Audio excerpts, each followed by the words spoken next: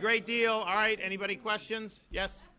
Where does Northwest Florida rank among the other areas across the state affected by illegal immigration? Do you have any numbers? Well, I think that if you look, when it's coming from Texas, a lot of this is kind of one-offs. We're prepared. One of the things I said is if Biden's busing people, we're going to really want to stop the buses.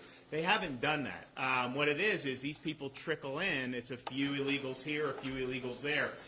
It's almost all coming into Northwest Florida to begin. Not all of it, because sometimes they'll end up going there, but this is the natural route. When they see these guys operating by I-10, they will take other routes because they see that. So this is really ground zero in terms of the entry point for the southern border people coming. Now, obviously, we have different things where in southern Florida, you could have like a boatload of Haitians be dumped somewhere. Now, the Coast Guard's supposed to interdict that, but if not, then we have to try to manage that. But yes, this is really, I think, Northwest Florida is ground zero. Now, that's not necessarily the ultimate destination for all of the illegal aliens. They want to be able to bring the fentanyl to Tampa and Orlando and Miami and all those other places for sure.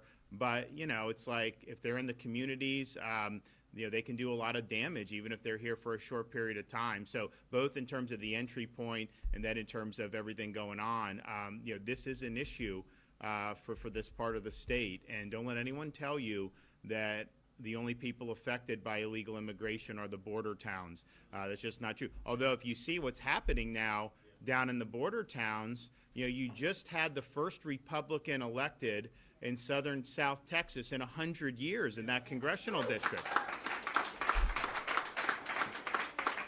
And she ran, she's Mexican-American, and she ran on, God, country, and strong borders, and really was focusing on the border. So you have all those communities now that have just been overrun by the failure to maintain the border, and now they're really fighting back in terms of they're doing stuff to try to mitigate it there. But politically now they're saying they've had enough of this. And no one would have said, if we were here 5 years ago and you said that she could have won, everyone would have said there's no way you could ever do it. Well, now you're seeing it. And that's just the reality. So yes, they get it really bad, but then it ends up all across the country. And just think about the sheer numbers that we're talking about. I mean, when you're talking about millions of people, that's like bringing in multiple cities and just dumping them into the country. I mean, it is a lot of people, and the sheer numbers are very problematic. Yes.